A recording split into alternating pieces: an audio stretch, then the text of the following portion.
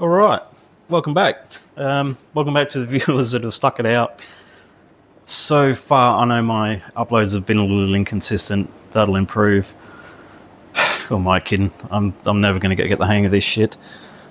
But welcome regardless. Thanks for hanging in there. And if you've randomly come across this video, once again, welcome to this this shit show that started out as a budget Kingswood tidy up, and it's kind of taken off from there, unfortunately. Now we've got the bonnet.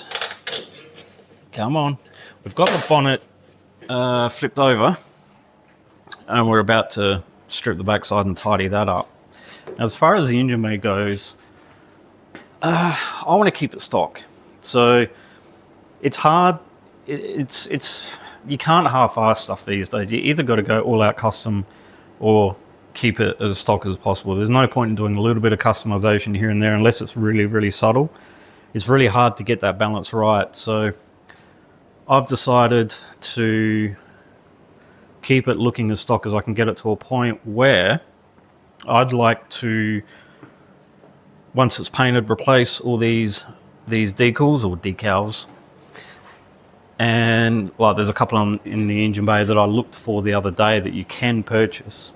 Now the reason for that is I'd like to, so we're running the stock motor in this for a while, the stock 6-cylinder. And hopefully further down the road we're going to get an upgrade, and that upgrade, I'd like to talk him into running an LS. I'm a bit of an LS convert now, but I don't know how that's going to go. Either way, once we update it, I'd kind of still like to keep it looking fairly stock. I prefer the sleeper look, but once again, each to their own. I am happy that this will be replaced though. So it's looking pretty clean underneath.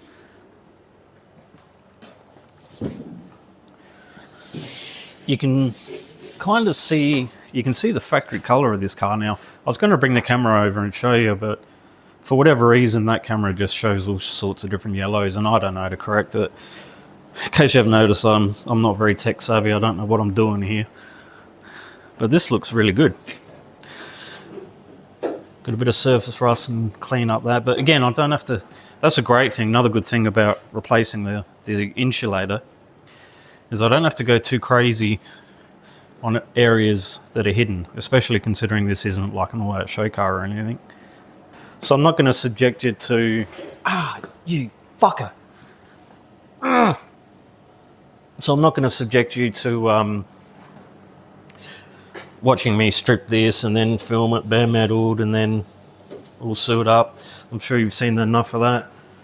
So I'll get this done. Once we've got this sorted, we're going to bolt up the front of that car, get everything square again, get this bonnet back on, and then we can really start to dial this bodywork in. Fingers crossed, I want to send this out to paint in about 4 to 5 weeks. All right, bit of an update. Making progress slowly. This is a bitch to prep. Little bit of shit blew out when I was sealing everything up. We were looking. No, not there. It was around here. You can't really see in the camera. So now that we got this done, actually, I did cock up here. Let's see if I can get this to focus. So this is where we added material and shaved everything back. I don't know if you can see it in the camera,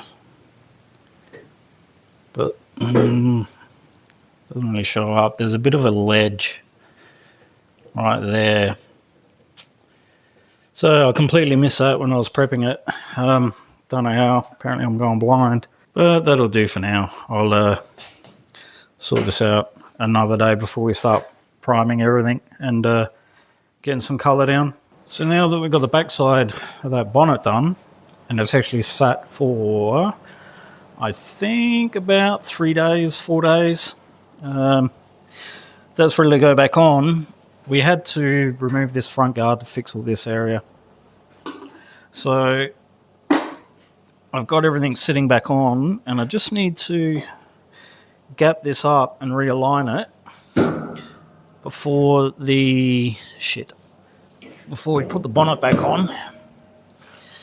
Now we already know that we got the gap pretty close, panel transition pretty nice. In a previous video, I'll put a link up here somewhere.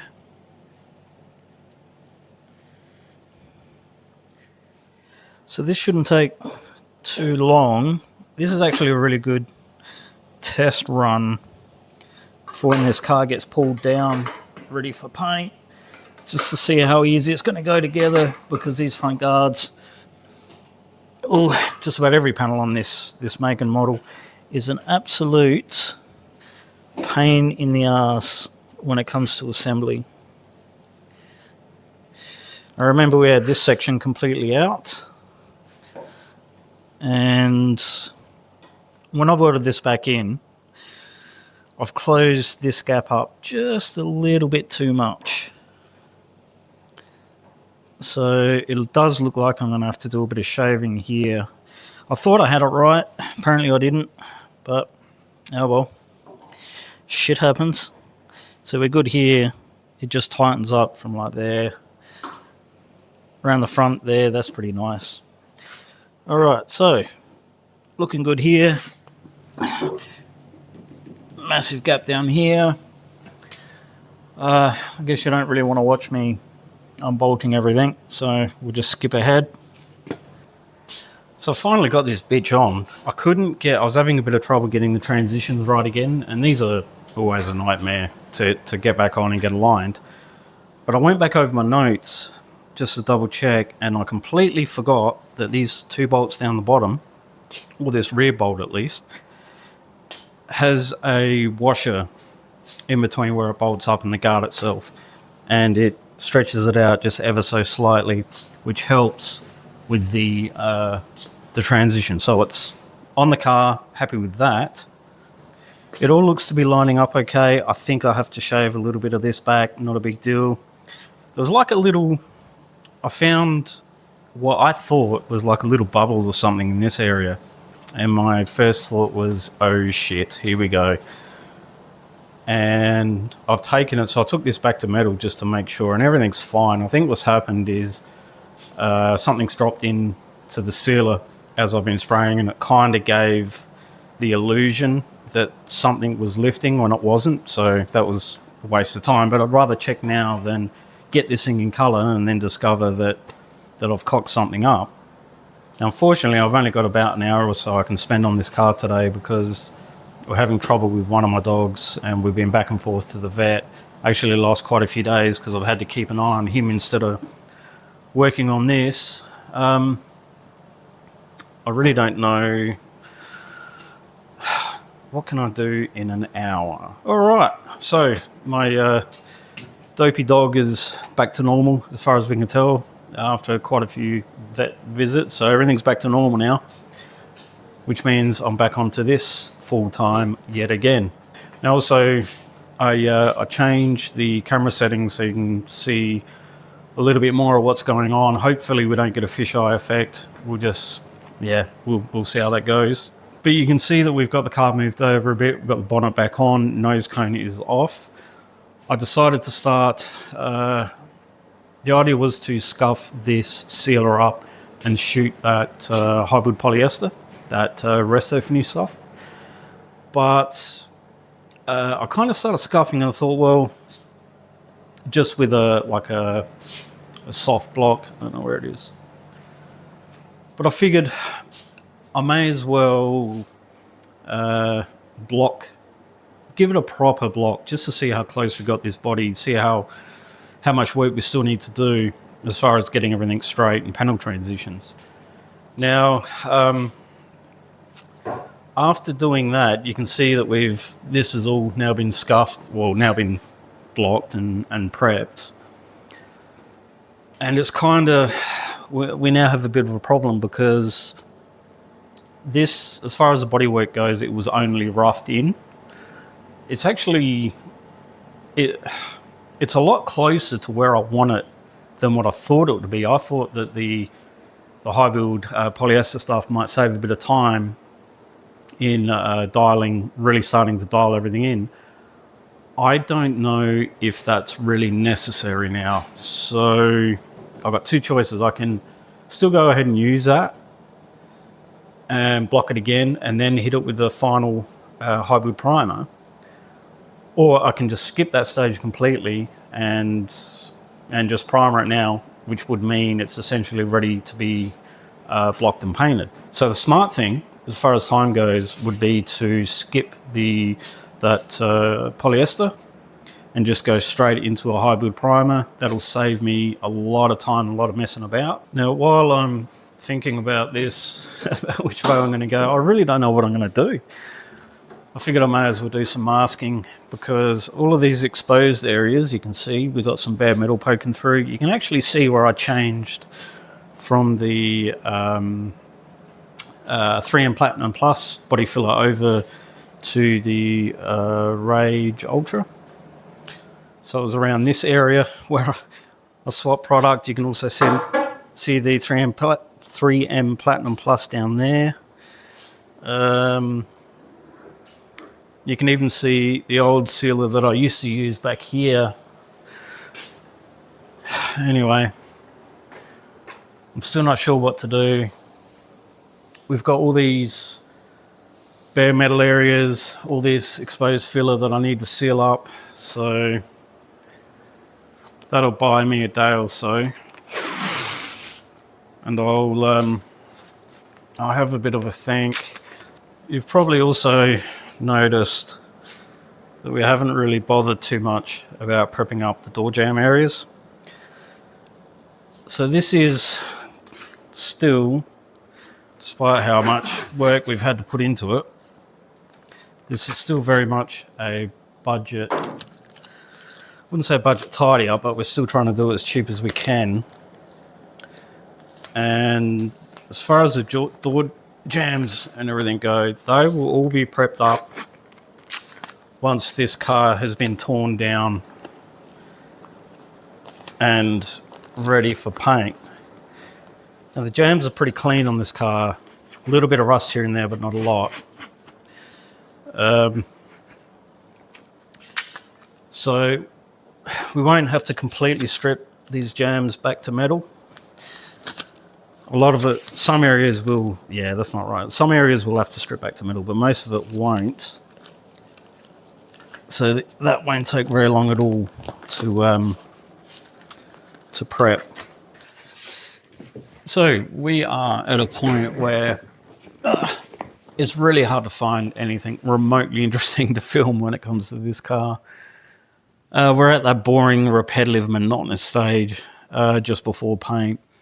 But you can see we've got all those sections that we had exposed. We've got them spot primed now. Actually, I had to come out late last night and do that. It was about 11 o'clock when I come out, because we've got some crazy weather going on. I mean, I think we're 3 to 4 degrees above the long-term average for this month, temperature-wise. Same for last month.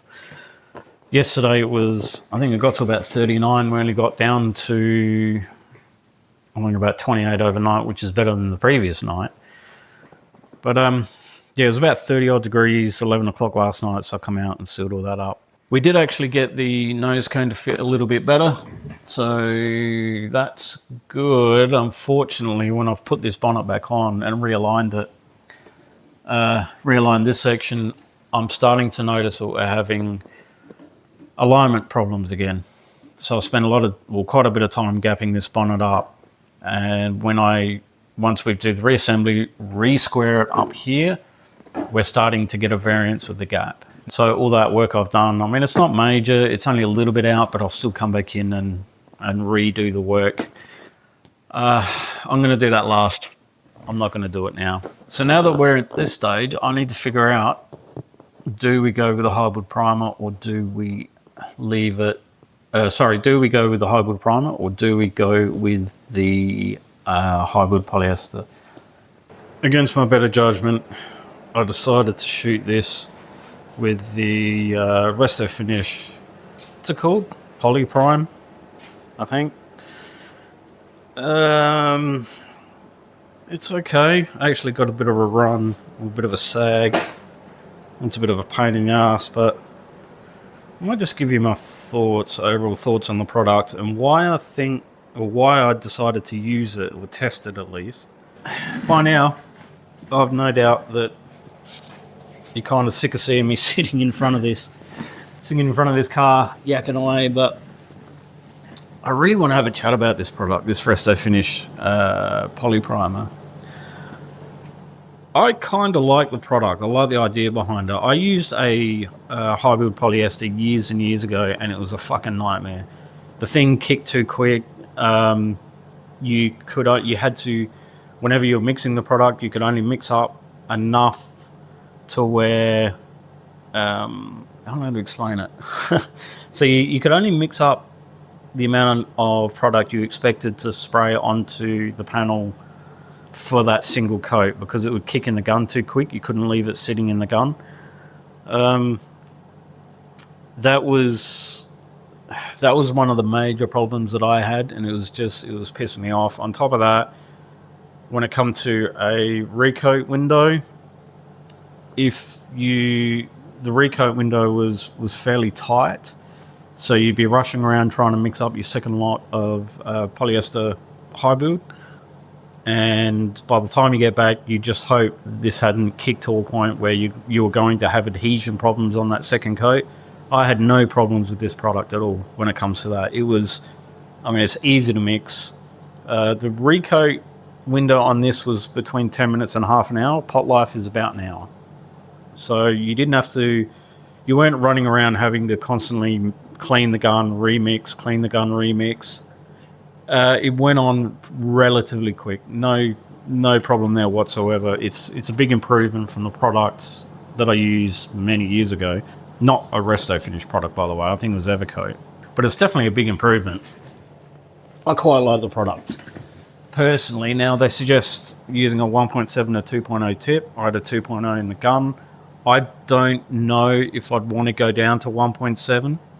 You probably get a cleaner finish, but it would take a long time to get this product on because it is really thick. Anyway, I'm kind of hoping, the reason I wanted to use this product on this car was because I'm planning on using it on the next build on the VK, and I'm hoping to do away with having to skim coat the entire car with the conventional body filler. So if you go over my older videos, you'll see that I skim coat every panel and block it to get it as straight as I can, because these panels are really wavy from the factory. It's just how it is. You want to get it straight, it's how you got to do it. But I'm hoping that I can get enough film thickness or build out of this Resto-finish stuff to do away with that. So in other words, only use the conventional body filler on areas that I've reworked, so rust repairs that I've done, dent repairs that I've done, maybe help out with panel transitions here and there, where I'm not having to skim coat the entire car. Instead, I come in with the Resto-finish stuff and block that. That'll be a massive time saver, because it takes a long time to mix everything up, skim coat the car with the conventional filler, block it down, go back over it. If I can get away with using this product, the Resto-finish product, then that's going to save me days and days and days of work. The only downside is it's expensive. One thing I didn't cover, I don't know how it stands yet. All right, I've been looking forward to this. This has been sitting a few days now. The fuck's sake, man, Resto-finish Poly Primer, and we're now ready to start blocking it. So I've been waiting for this. It's a little bit sad, the shit that I get excited over these days. Getting all enthused about spending a day or 2 days blocking down a car. That's what my life has become. Anyway, before we start blocking, I want to mask out these body lines. So these are the fairly pronounced body line that runs from the close to the front of the guard all the way to about here. Well, shit, all the way to about here. We have the same on the back door and the rear quarter. So that will be my starting point. Now all we're doing is, make sure I've got this right. So we do let's place this miniature straight edge thing that I've got, run it down until we don't see any more light getting through. So we're kind of looking around this area.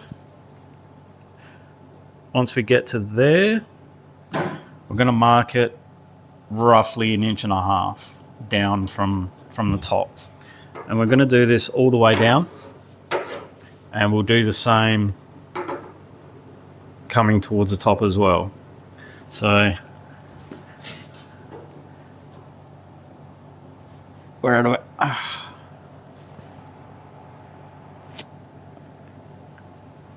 So we're at about there-ish. And we'll look for about 1.5 inches. And we'll mark it. So we've got there to there.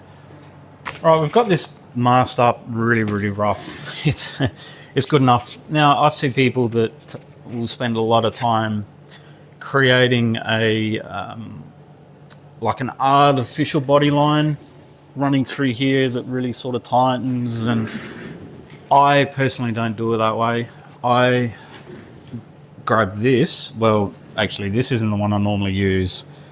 I've got another one that's got it's a lot finer. I don't even know what you call these, but say for a single one of these you'd probably get 2 or 3 of these tiny little steel rods. This will have to do for now because I can't find a good one. Anyway, so when this was in bare metal, I come in and get a rough... Man, this thing's useless. There we go. So I'll come in and get a, I shouldn't say rough, a fairly precise shape all the way down. Now from the factory, these aren't always consistent, so that's the shape we have. And you may drag it down and it could be a little, so it'll be a little shallow here, a little more aggressive, then it'll get shallow again. I'm trying to block all that out, that inconsistency out. Now once I've done that, keeping in mind this, I do this in the bare metal stage. Once I've done that, I'll then match a block that isn't too aggressive. That's got a little bit of a curve to it. Because I don't want this to be too over the top. I've seen these cars in the past that have been painted to where instead of having that soft shape, it comes down real aggressively till about here and then straight in. So in other words, instead of having that curve, you just have it straight there, straight there, straight there, and you've got this really over the top aggressive line. I like to keep it as factory as I can possibly get it. So now I'm going to replace the paper on this. I think I've seen people attack this with an 80 grit. I just lightly went over it at the back of the car. And I think 80 is too aggressive for this because, again, as far as this body line goes, I don't want to rip into it. I want to slowly sneak up on it. On top of all that, another thing I forgot to mention, while I'm trying to get this shape as close to factory as possible, I'm also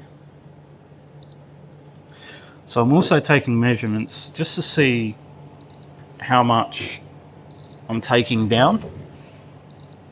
Because I know that this, while it wasn't overly consistent, it was fairly close when it was in bare metal. So I don't want to take, let's say we've got like 0.1, 0.2 of a millimeter here, and then we've got say 0.3, 0.4, 0.5, whatever of a millimeter there, then I know that this has been built up a little bit too high. So I've overdone it when it comes to trying to get this shape right. It should be somewhat consistent, probably within say 0.2 of a millimeter.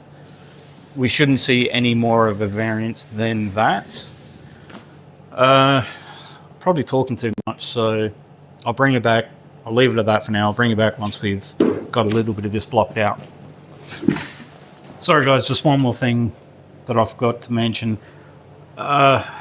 This line actually does drop down somewhat as we head into the nose cone. I think with the early model cars with like the HQ series, it does get a lot more aggressive as it comes into this nose cone with the don't know about HJ, but I know with the ZX, it's a little softer in this area, but we'll still get that line. When we block this out, we're still going to get that natural tip towards the nose cone. Fuck's sake, man. On top of that, the process I'm talking about here, I do from the start of the car. So we're doing this from the filler stage. So this was skimmed with body filler, and I do the exact same process there. When I come back in and once everything's sealed up in a sealer, once everything's all sealed up, when I block this out, I still check. I'm not as fussy, but I still check and do the same thing over and over again, just to make sure that we're getting this as close to factory as we can get it. So it's a long, frustrating process. It takes a while, but it's well worth doing. If I can find photos, I'll throw some photos up of when this was in primer and we had that body line. Even though, the surprising thing is, even though you probably won't be able to see just how soft that shape is, that's the exact same shape that I had when you see these photos that I'm about to put up or have already put up, depending on how I edit this. All right, anyway, enough of that. Let's do some sanding. This shit's good. This stuff's really, really good. I'm honestly surprised, considering my experience with a product many years ago that was supposed to do the same thing that this product does. Man, this shit's all over it. When it comes to sanding, you can see that we've had no clogging at all. The product itself has been on the car for about 3 days before I started blocking it. Man, this stuff is nice. Now, I do have to do a couple of tests with this as far as the overall film thickness or build thickness, just to see how much product we're actually getting onto it. I mean, this has only had 2 coats. 3 coats. It's had 2 coats and a few touch-ups where I've thrown like a 3rd coat down. But man, I'm really impressed with this stuff. This Resto-finish Poly Primer, this is going to be my new go-to. As long as I can get enough build out of this to stop with the conventional filler skim coating, man, this is the product. Anyway, this video is dragged out way too long. I think we'll leave it at that. I'm going to keep filming, and the next video, I think I'll go into a lot more detail with the block sanding. Yeah, we'll leave it at that. Thanks for hanging in there, for the people that have made it to the end of the video. Appreciate it. Hopefully, fingers crossed, I'll definitely be back in within the next couple of weeks for sure, because we are really, really close to final primer and having this to a point where we can finally send it out to paint.